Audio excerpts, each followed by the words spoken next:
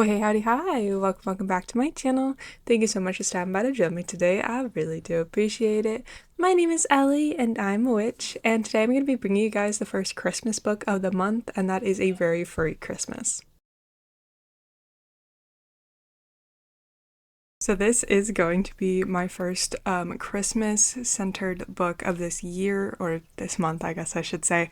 But that isn't to say that this is part of my Bookmas series, which is coming up. I'm going to read 12 books. You'll get those in a row. It's going to be a lot. But I'm very excited for that. So it'll be 12 different books. This one and then another one aren't going to be included in that. So I actually have 14 books to read this month. So before I start this video, even more stuff to tell you, because I keep forgetting. So this month I'm going to do a book bingo, and so I'll put on the screen. But this is what I'm using. It's gonna be super cool. I created it, designed it myself, whatever like that.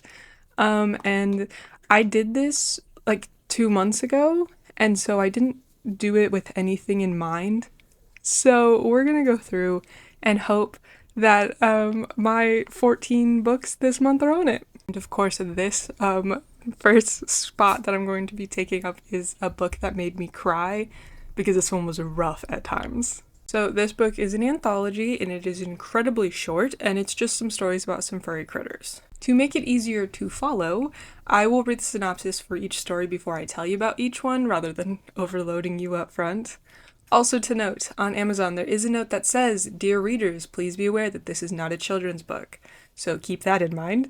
It's not totally happy. This will also be a full spoilers review, and I will include any trigger warnings as they pertain to each story. A note for those that it may bother, there is a lot of religious talk in the book. God bless you, this is the way of our Lord type of things. I do have my own issues with it, so if that bothers you, just be aware of that before going into this video or the book. Slipper's Last Breath is the story we're going to be starting with.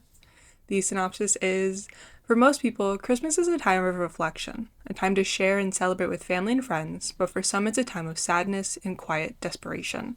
What if your soulmate, best friend, and lover is no longer around to share in the season of joy, and you're about to lose the last remaining link to a life you once knew and loved? Would you find the strength to survive? Slipper's Last Breath is a story about love, companionship, and triumph over tragedy. Some might call it a Christmas miracle, but I call it the power of unconditional love. A couple of trigger warnings are death of a loved one, cancer, and death of an animal.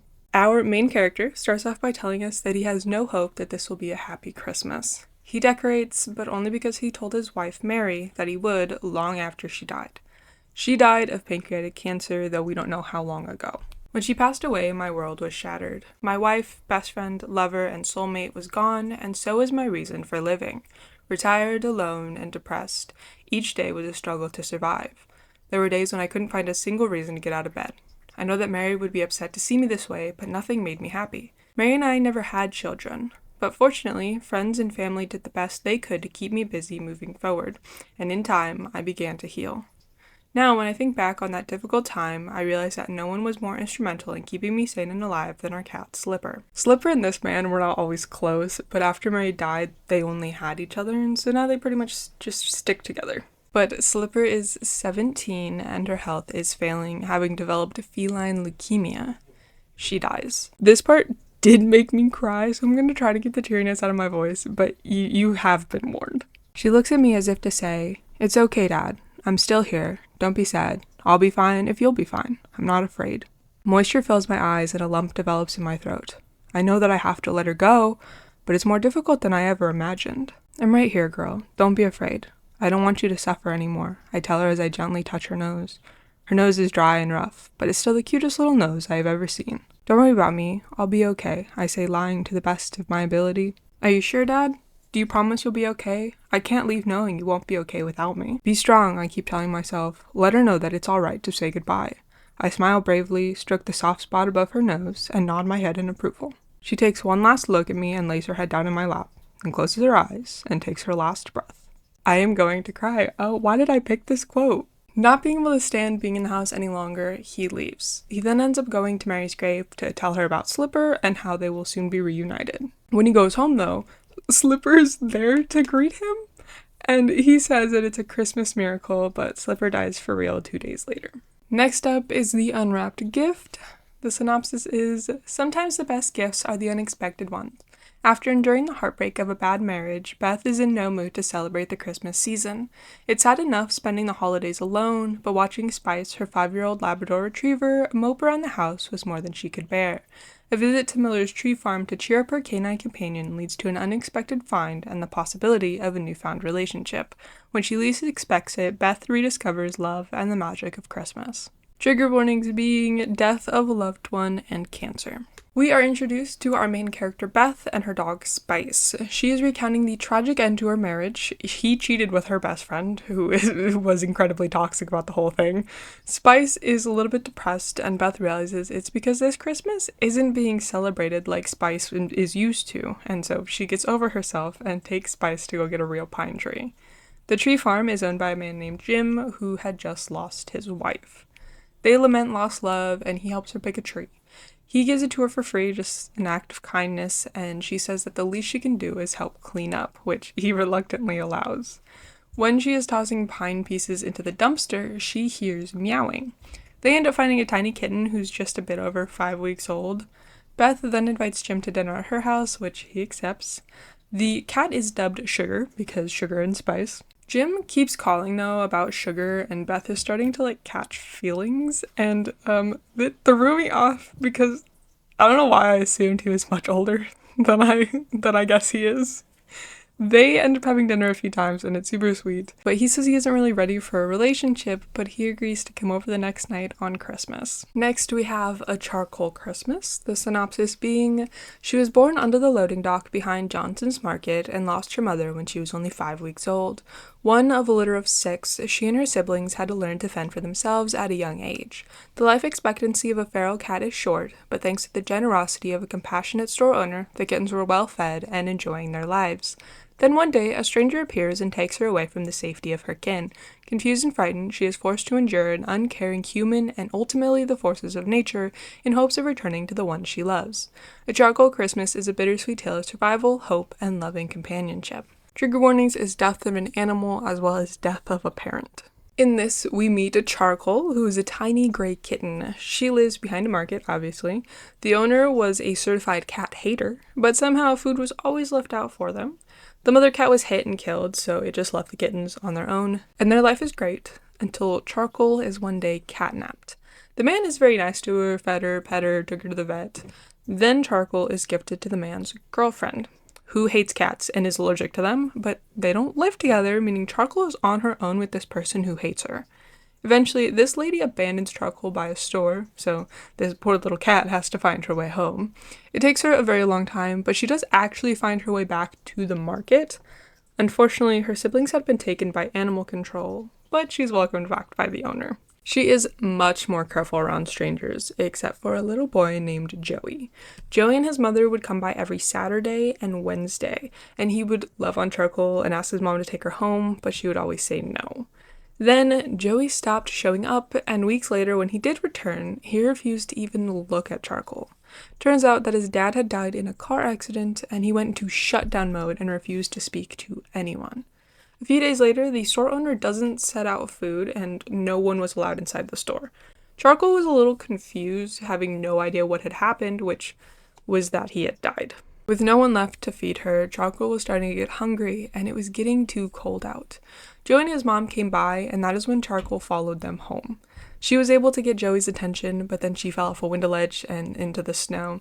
Joey came outside and finally spoke, asking his mother to keep her, and she agrees, and Joey names his new best friend Georgia after his dad, George.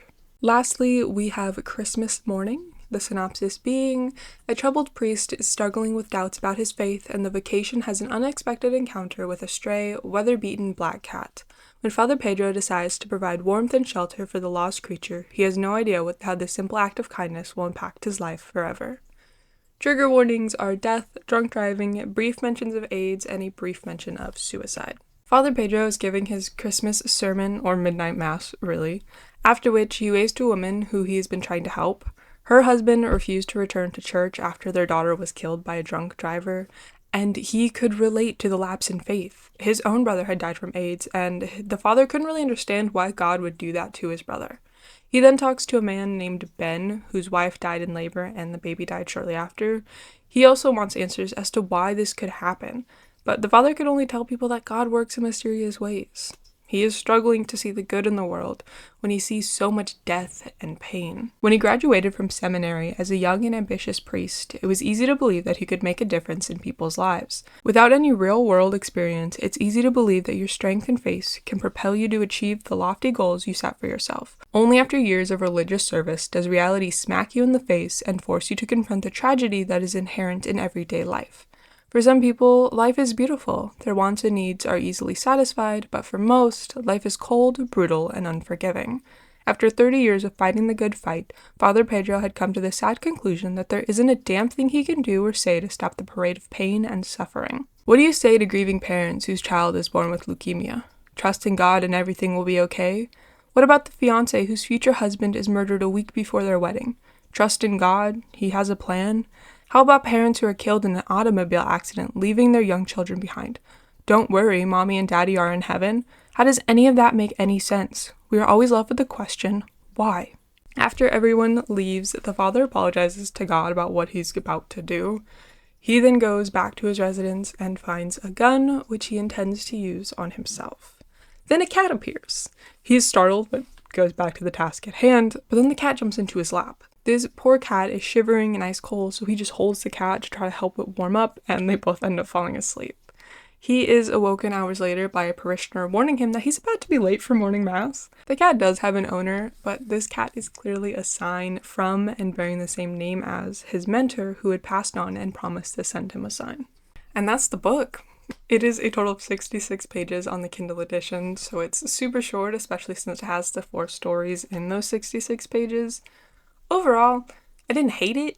I don't think it was incredible. The writing was awkward at times, and the worst of the 4 stories being A Charcoal Christmas. All 4 stories were kind of several stories in one, which could be fine, but the book is not long, so you have to nail down what's important and what isn't, and it just has to flow right. And the story itself could take place over 6 months, and you can make that work, but saying stuff like the cat spent 1 week in the closet, then another week, it doesn't give me much. It's strictly to show the passage of time, which doesn't really affect the characters. So I did cry though. I did cry. Slipper's story makes me so sad.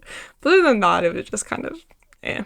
So yeah, there we go. That's the first book of this month. Y'all let me know what you guys think, or if you've heard of it, or if you would read it. I just wasn't in love with the book overall. So I wouldn't really necessarily recommend it, reading it beyond Slipper's last breath.